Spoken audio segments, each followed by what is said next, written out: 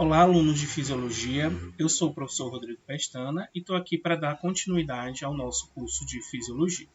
Hoje a nossa aula, o tópico de aula é neurotransmissores, que está dentro ou dando continuidade ao nosso tópico anterior, que nós falamos sobre a neurotransmissão. Então, tudo isso a gente está, na verdade, estudando a fisiologia do sistema nervoso. Então, o que seriam neurotransmissores? Na verdade, neurotransmissores são moléculas ou substâncias químicas, então é um mensageiro químico. A função do neurotransmissor é justamente levar a informação do neurônio pré-sináptico para a célula pós-sináptica. Então, os neurotransmissores são os mensageiros químicos responsáveis por transduzir a informação nas sinapses químicas que nós vimos nas aulas passadas. Esses neurotransmissores eles podem ser funcionalmente divididos em duas classes: neurotransmissores com moléculas pequenas e de ação rápida, ou neuropeptídeos. E também podem ser divididos nos neurotransmissores convencionais e agora os neurotransmissores não convencionais. Vamos falar agora sobre os neurotransmissores convencionais. Essas moléculas são moléculas pequenas e de ação rápida, são as moléculas que induzem as respostas mais agudas no sistema nervoso, como a transmissão de sinais sensoriais, a fisiologia sensorial, por exemplo, dos órgãos dos sentidos, para o encéfalo e dos sinais motores do encéfalo para os músculos.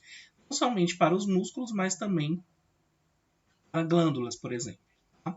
Os neuropeptídeos, que são neurotransmissores, não são moléculas pequenas e de ação rápidas, mas são neurotransmissores convencionais, geralmente eles provocam ações mais prolongadas, tá? Como mudança a longo prazo do número de receptores neuronais, abertura ou fechamento por longos períodos de certos canais iônicos. Dessa forma, eles alteram a permeabilidade da membrana a um determinado íon e possivelmente também as mudanças a longo prazo do número e da dimensão das sinapses. Esses aqui são os neurotransmissores convencionais, ditos pequenas moléculas e de ação rápidas. Então, nós temos algumas classes. A primeira é a acetilcolina. Então, a segunda classe, nós temos as aminas biogênicas. Dentre elas, nós temos as catecolaminas e também serotonina e histamina. Temos também aminoácidos, e aqui nós temos o GABA, o ácido gama-aminobutírico, a glicina, o glutamato e o aspartato. E nós temos ainda o óxido nítrico. Tá? Então, os neurotransmissores pequenos de ação rápida foram os primeiros neurotransmissores descritos. Tá? E sendo a primeira ainda a acetilcolina e depois a adrenalina e noradrenalina, tá? Que foram identificados em sinapses do sistema nervoso periférico. Esses mensageiros químicos atuam como neurotransmissores, eles compartilham certas características básicas, né? Os neurotransmissores convencionais. Tá? Dentre essas características comuns a eles estão o fato deles serem armazenados em vesículas sinápticas. Então, é aquela neurotransmissão clássica química que nós estudamos na aula passada. Então, o neurotransmissor ele fica armazenado dentro da vesícula. Então, o neurônio pré-sináptico ele já sintetiza esse neurotransmissor previamente, armazena isso nas vesículas sinápticas, transporta essas vesículas até o terminal axonal e elas ficam ali guardadas, tá? Esperando um potencial de ação.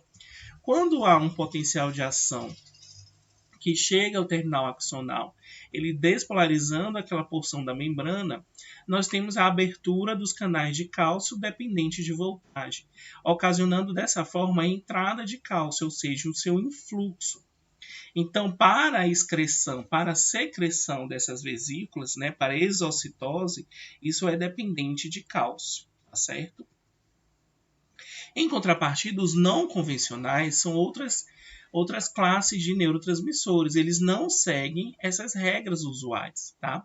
Essas moléculas são não convencionais, pois elas não são armazenadas em vesículas sinápticas e talvez possam transmitir mensagens tanto do neurônio pós-sináptico para o neurônio pré-sináptico.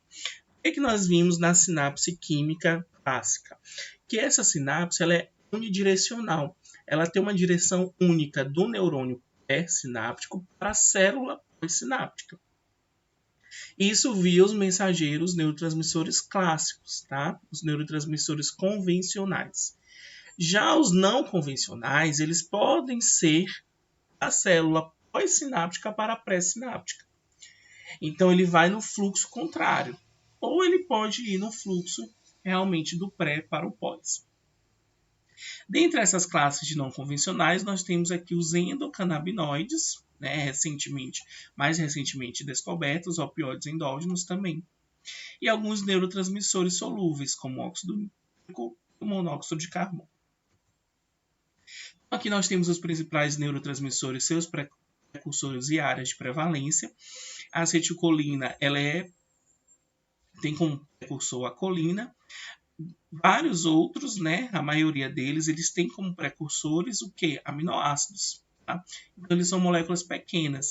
Então, as catecolaminas, elas são derivadas da tirosina, que é um aminoácido aromático.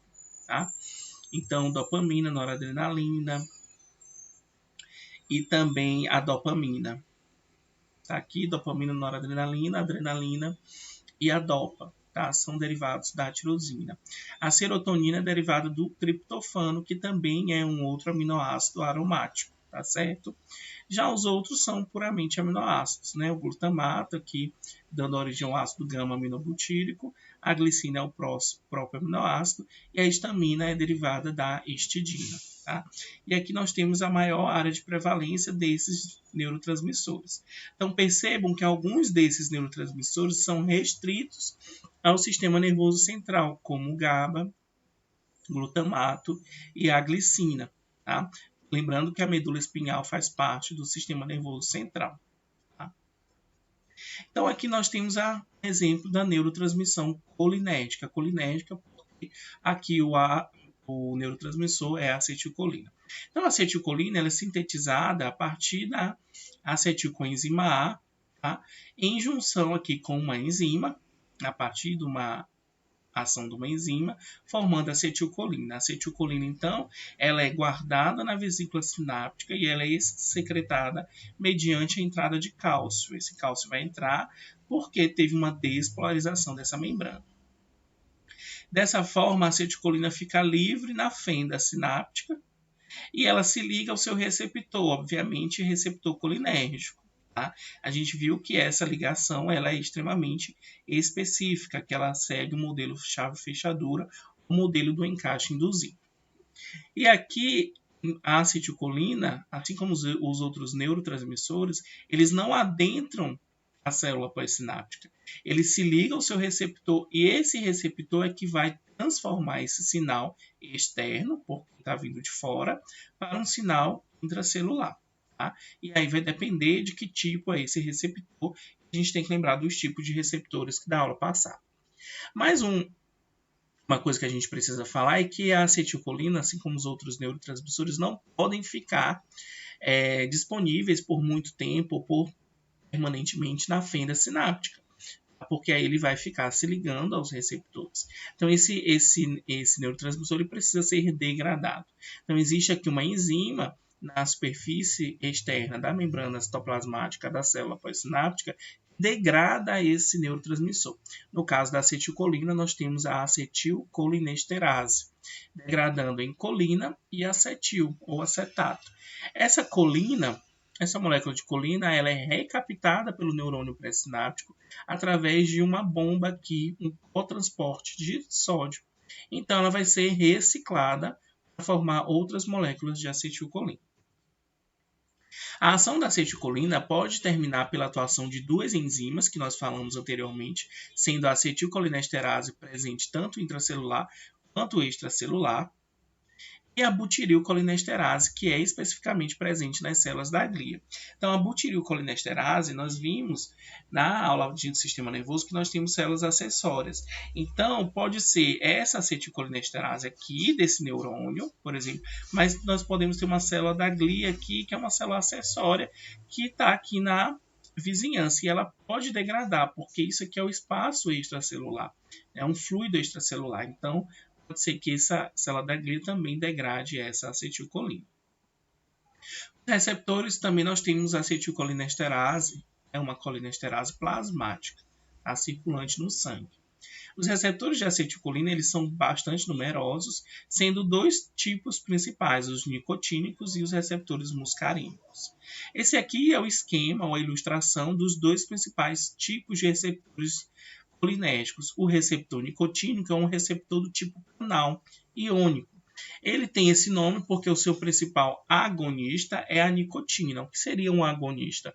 É uma substância diferente do neurotransmissor, mas é uma substância que também tem afinidade com esse receptor, fazendo com que ele seja ativo. Nesse caso, a nicotina ela vai abrir também esse canal iônico. E o seu antagonista, ou seja, é uma substância que se liga a esse receptor, mas ele inibe a sua ação. É o curare. Tá? Para quem não lembra ou para quem não sabe, o curare é uma toxina que é extraída, se eu não me engano, de animais, tá? De anfíbios. E os indígenas, né, os povos originários, usavam o curare nas pontas de lanças e flechas para caçar, porque ele atuaria como bloqueador muscular. Tá? Na verdade, o curare ele é extraído de plantas, tá? Desculpa aí, eu falei que eram anfíbios, tá? E temos aqui o receptor muscarínico, um outro tipo de receptor que também tem afinidade com a acetilcolina. Ele é dito muscarínico porque o primeiro agonista foi a muscarina, que é um alcaloide vegetal. E o seu antagonista é a atropina, que também é um alcaloide extraído da beladona. Tá? Era uma planta aí utilizada como princípio, aí, como matéria-prima para venenos, para envenenamentos aí na história, principalmente na era medieval. Então tá aqui a muscarina, ela é extraída na verdade de cogumelos, tá? É uma primeira substância parasimpática a ser estudada e causa ativação parasimpática profunda que pode terminar em convulsões e morte, tá? Os receptores colinérgicos muscarínicos são encontrados no cérebro, coração, pâncreas e também no músculo liso. Então, eles têm 5 subtipos conhecidos, mas com mecanismos melhores estudados são o M1 e o M2. O receptor M1 ele é responsável por uma sinapse excitatória, enquanto o receptor M2 uma sinapse inibitória. Tá? O mecanismo dos receptores muscarínicos está resumido aqui nesse slide. A ativação dos receptores M1 provoca uma redutância de condutância ao potássio por ativação de fosfolipase C, enquanto o receptor M2 ele aumenta a condutância de potássio devido à inibição da adenilato ciclase. Então, nós temos aqui um esquema muito interessante, os principais subtipos de receptores muscarínicos. Nós temos aqui em vermelho os seus agonistas, em verde os seus antagonistas, e em laranja o mecanismo pós-receptor, tá? Ou seja, o segundo mensageiro, o mecanismo envolvido. Então, por exemplo, o receptor M1 ele está mais presente em nervos periféricos e também no sistema nervoso central, no encéfalo. Seu principal, obviamente, agonista, como eles são colinéticos, o principal agonista vai ser, obviamente, a acetilcolina. E qual que é o mecanismo? Formação de inositol trifosfato, cascata do diacilglicerol, aumento de cálcio. Então, eles são importantes, por exemplo, na contração muscular e na secreção de glândulas, tá certo? O M2 também está presente em nervos periféricos, presente também no músculo liso, coração, músculo liso e também no sistema nervoso central. Mas o mecanismo dele é outro. Inibe a produção de AMP cíclico, do segundo mensageiro, por exemplo. Já os receptores nicotínicos são encontrados principalmente nas junções neuromusculares, no músculo esquelético, nos gânglios simpáticos e também no cérebro.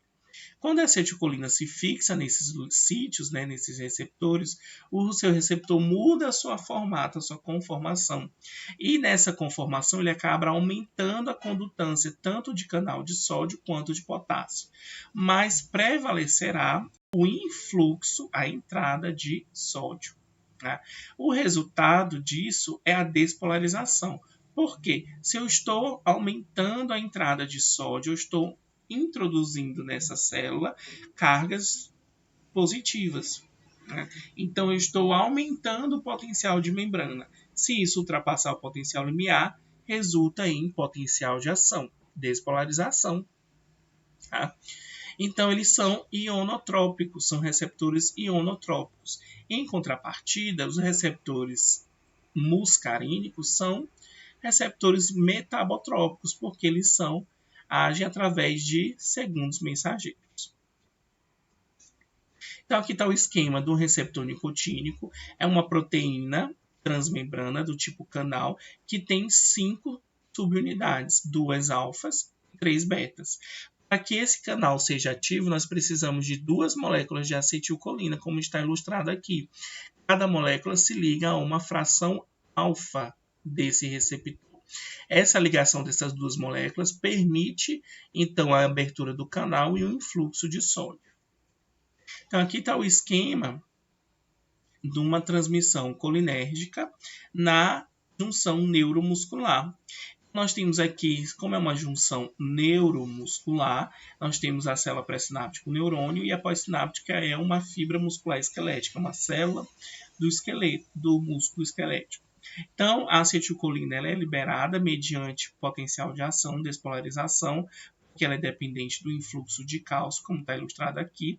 Nós temos aqui os receptores colinérgicos do tipo nicotínico na placa motora ou fibra muscular, na junção neuromuscular, tá certo? Isso provoca, como está ilustrado aqui, o influxo de sódio na membrana do músculo esquelético. Então, isso despolariza o músculo. Então, é dessa forma que o neurônio motor, ele transmite a informação para o músculo esquelético. Isso vai resultar em contração muscular. Tá? Aqui é o exemplo, né, uma ilustração da junção neuromuscular. Esse neurônio ele se espalha com seus terminais axônicos por uma parte da fibra muscular e aqui formam-se goteiras, que a gente chama goteiras ou canaletas, tá? Que aumenta a superfície de contato do neurônio aí com a fibra muscular. Tá? Então, aqui está o esquema da transmissão via receptor nicotínico. Influxo de sódio prevalece sobre o efluxo de potássio, resulta em despolarização, excitação neuronal ou contração do músculo esquelético. Então, os receptores nicotínicos eles são encontrados principalmente nas junções neuromusculares do músculo esquelético, nos gânglios simpáticos e parasimpáticos também no cérebro. Então, aqui eu tenho um resumo dos receptores colinérgicos. Nós temos nicotínico e muscarínicos desse lado. Né? Assim como os muscarínicos têm diversos subtipos, o nicotínico nós também temos subtipos. NN vem de sistema nervoso, então aqui gânglio autonômico e medula adrenal. E NM vem de músculo, da placa terminal da junção neuromuscular. Aqui tem uma neurotransmissão colinérgica, um resumo dessa neurotransmissão. Né? Aqui então está ilustrando aqui um receptor pré-sináptico para a acetilcolina e um receptor também pré-sináptico para a acetilcolina do tipo nicotínico. Nós temos aqui os receptores nicotínicos e muscarínicos e o mecanismo. Então, os ímpares, muscarínicos ímpares, M1, M3 e M5, estão acoplados à proteína GQ, que ativa a enzima fosfolipase C, que produz, por sua vez, 2 segundos mensageiros, diacilglicerol e inositol trifosfato. Então, é uma sinapse do tipo excitatória. Pode ser uma sinapse inibitória se for via M2 ou via M4, porque esses 2 receptores estão acoplados à proteína GI. Então, ela diminui a adenilato ciclase, ou seja, reduz o segundo mensageiro MP cíclico, aumentando a abertura de potássio, dos canais de potássio. Dessa forma, provoca o efluxo, a saída de potássio. Tá? E isso, então, é inibitório. Já o receptor nicotínico é um canal iônico, né? Então permite a entrada principalmente de sódio, então isso excita a célula, tanto o NN quanto o NM. Falando agora um pouco das aminas biogênicas, todos são ativos no sistema nervoso central, são derivados de aminoácidos e aqui estão essas aminas: dopamina, norepinefrina ou noradrenalina, são sinônimos, epinefrina ou adrenalina, que também são sinônimos, tá? E aí a gente tem a serotonina, que o nome mais formal dela é 5-hidroxitriptamina, ou 5-HT. Então, se vocês olharem na literatura científica só 5-HT, vocês já sabem que aquilo ali é serotonina. Então, agora a gente vai falar das catecolaminas. Então, como eu falei, elas todas são derivadas do aminoácido tirosina. Está aqui o aminoácido tirosina, uma porção amina e uma porção ácida, carboxílico. Tá? E como eu falei, aqui tem um anel aromático, um anel benzeno. Então, ela tem uma tirosina hidroxilase, que é essa enzima convertendo tirosina a DOPA. DOPA também tem uma ação como neurotransmissor. Essa DOPA dá origem à dopamina. A dopamina dá origem à noradrenalina. E a adrenalina dá origem, então, à adrenalina. Tá? Essas catecolaminas recebem esse nome porque todas têm esse anel catecol. Tá? Anel catecol. Tá? Todas elas têm um anel catecol, por isso são chamados catecolaminas, porque tem uma porção amina e o anel catecol. Tá? Aqui o anel catecol, as outras estruturas aqui das catecolaminas.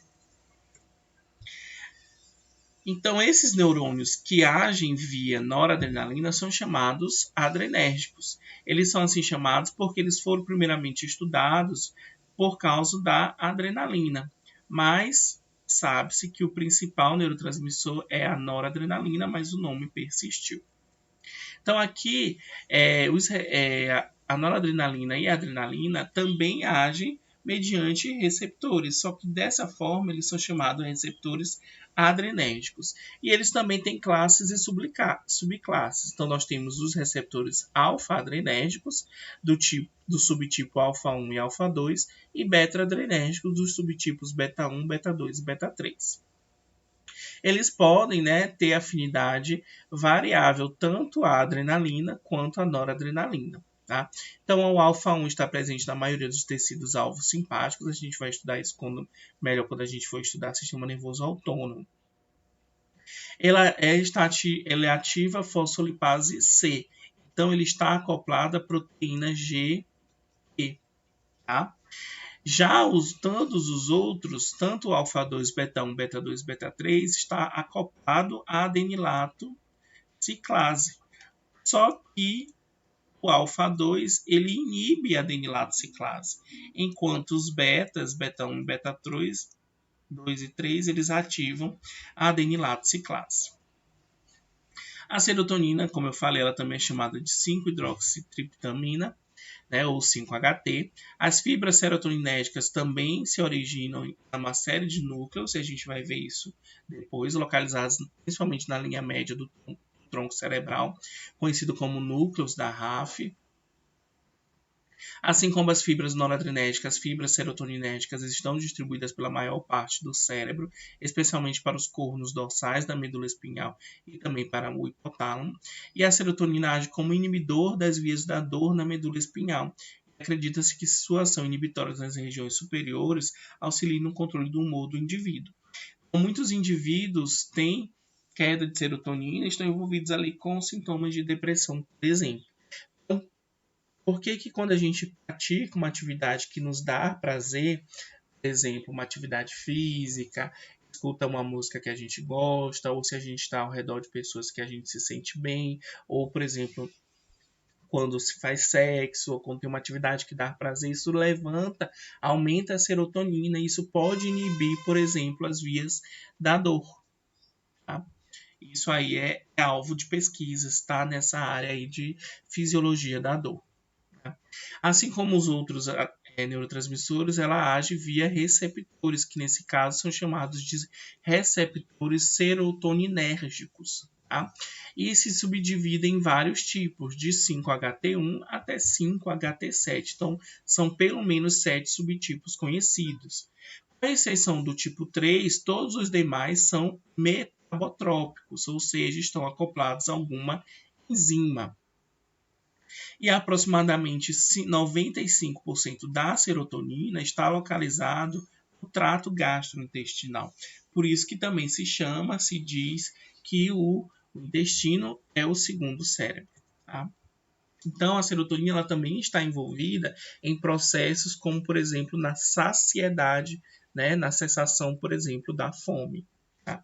Como eu já disse anteriormente, ela é derivada do triptofano, que é um aminoácido também aromático, porque tem esse anel aqui, benzeno.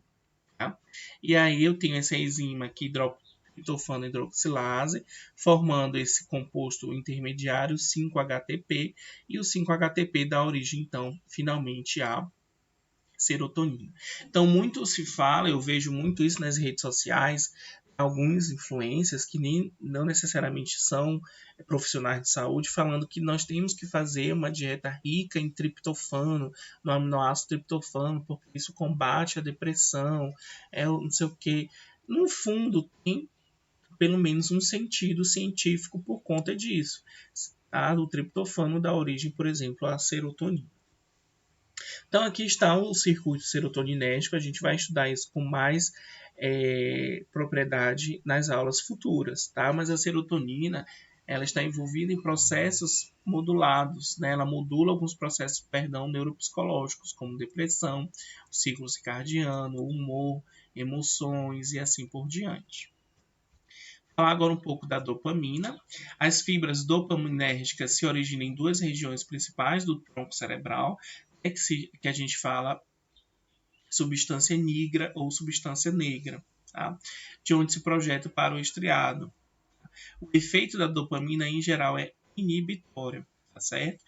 Também tem subtipos de receptores D1, D2, D3, D4 e D5 que regulam a neurotransmissão dopaminérgica. O mais bem estudado é o receptor D2, porque é nesse local, né, primário de ligação de praticamente todas as drogas antipsicóticas ou neurolépticas, assim como dos agonistas dopaminérgicos usados para tratar doença de Parkinson. Então, aqui tem um esquema, né, um quadro resumindo os receptores AD1, de D1 a D5. Então, todos eles estão acoplados à proteína G, enquanto D1 e D5 estão acoplados à proteína GS, e D1, D2, D2, D3 e D4 estão acoplados à proteína GI, tá? E aqui tem um esqueminha para vocês, tá? Então, também esse esquema D1 e D5 ativam a adenilato ciclase, então eles levam a aumento de AMP cíclico, que é o segundo mensageiro, então são mais excitatórios, enquanto esses aqui diminuem a AMP cíclico, então são mais inibitórios. Falar agora dos aminoácidos, tá? Que são o GABA, o glutamato e a glicina, tá? Então eles são aminoácidos porque aqui tem um grupamento ácido carboxílico e um grupamento amina. Então aqui nós temos o grupamento amina, carboxila, e temos ainda uma cadeia lateral, tá? Então, o glutamato é o neurotransmissor presente na grande maioria das sinapses excitatórias. Como que eu gravei isso, gente? Ato vem de agir, que vem de ação. Se vem de ação, vem de excitação. Por isso que eu consigo gravar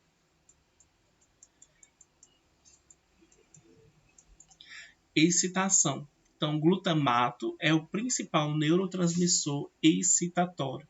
E ele tem 3 tipos de receptores glutaminérgicos: NMDA, receptor do tipo kainato, e o receptor AMPA. Em altas concentrações, é uma neurotoxina potente.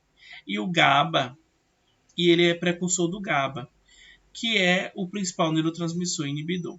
Então, no sistema nervoso central, os principais neurotransmissores de ação e inibição são, respectivamente, glutamato e GABA. Tá? Os receptores ionotrópicos do glutamato são excitatórios e contêm um canal catiônico seletivo, ou seja, há íons monovalentes de carga positiva. Os receptores AMPA levam seu nome por causa do seu agonista, que é esse nome aqui extenso. Tá? São canais de cátion monovalentes dependentes de ligantes similares aos receptores nicotínicos da acetilcolina. A ligação do glutamato sobre o canal despolariza devido ao que? Influxo de sódio. Então é muito parecido com o receptor nicotínico, lá para a acetilcolina de fato. Também permite o influxo de sódio. Já o receptor kainato, ele vai se comportar como ligantes semelhantes aos receptores AMPA. Tá? Então, o receptor kainato é muito parecido com a AMPA. Já o receptor NMDA, ele tem esse nome por causa também desse agonista, e eles são incomuns por diversas razões. Primeiramente, eles são catiônicos não seletivos, que permitem a entrada tanto de sódio, a passagem, na verdade, o fluxo, de sódio, potássio e cálcio pelo canal. Segunda, a abertura do canal requer a ligação do glutamato e uma mudança do potencial de membrana.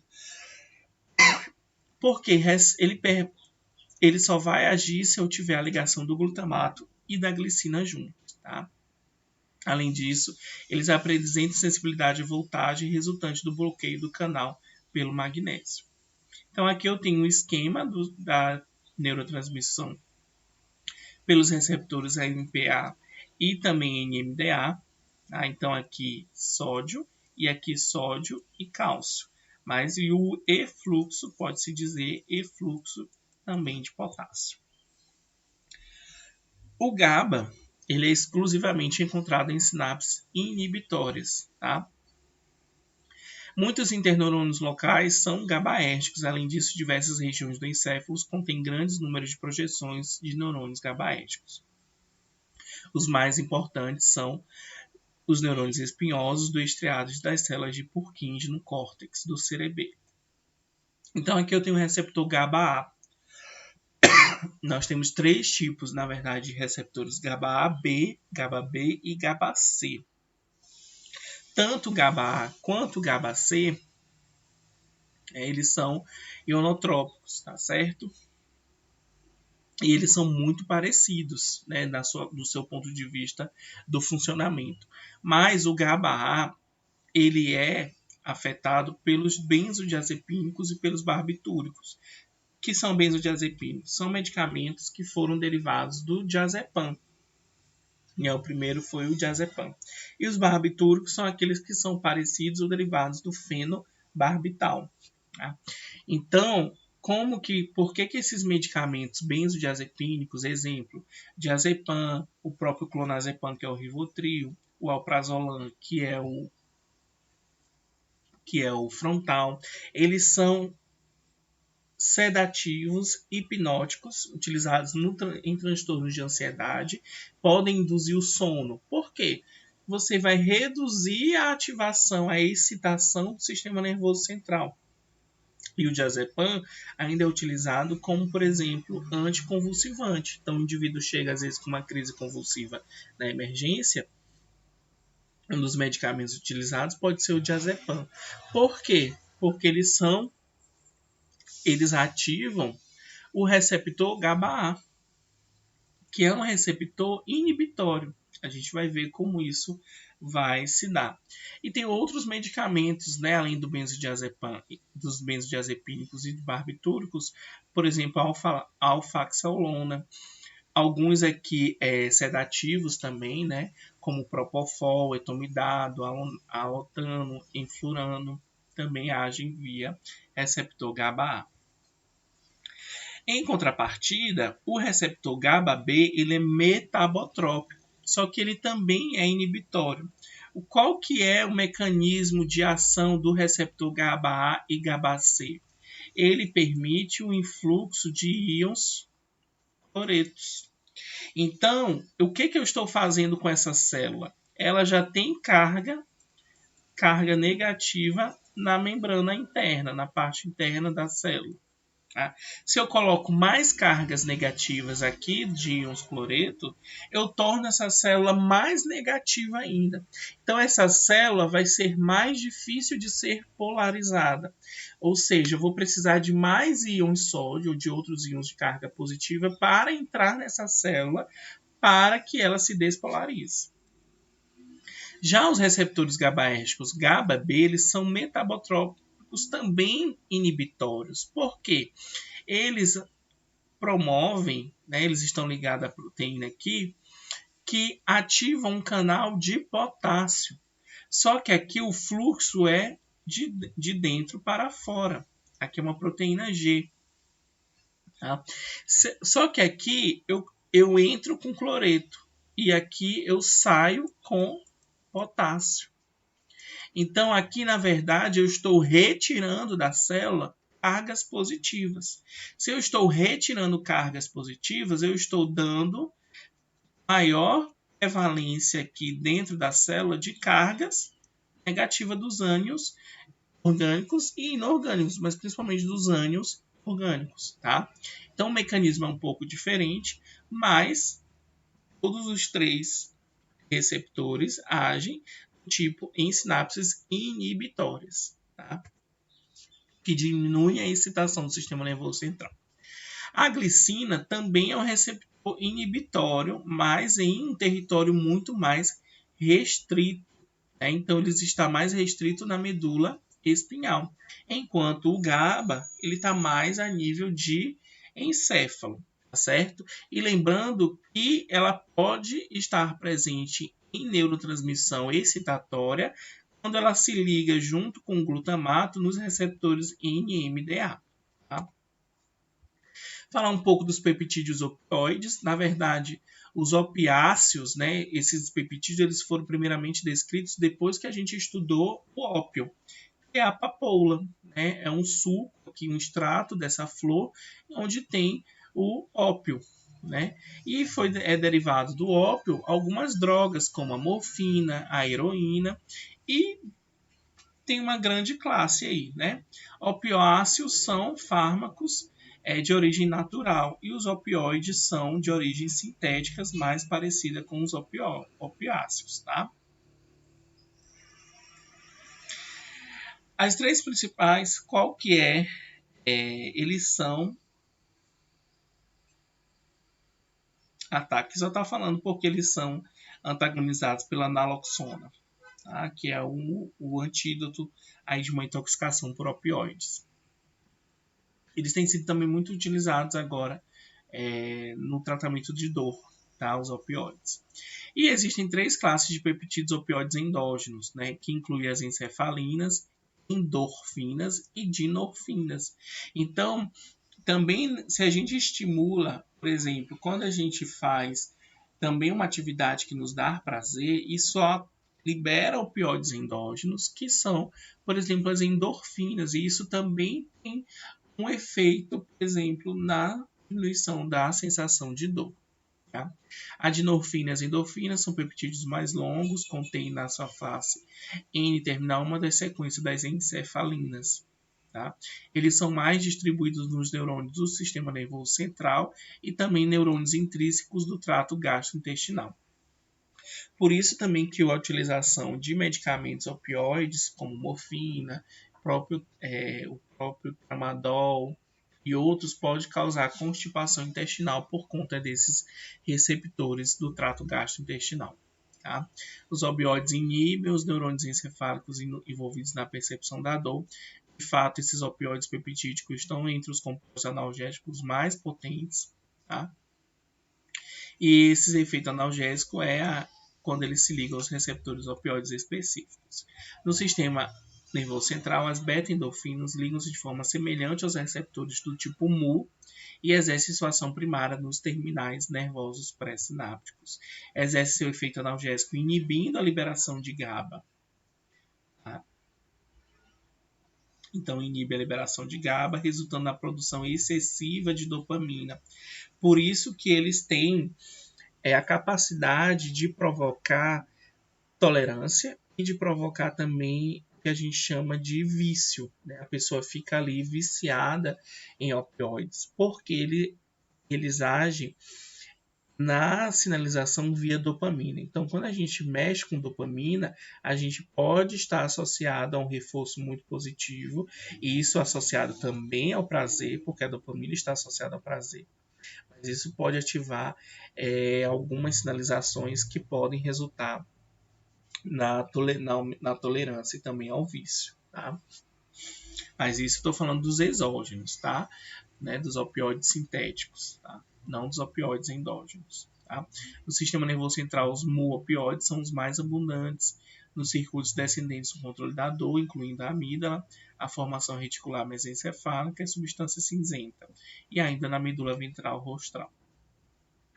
E a gente tem uma classe mais recente que são os endocannabinoides. Canabinoides são derivados aí da cannabis, né, que é a planta da maconha.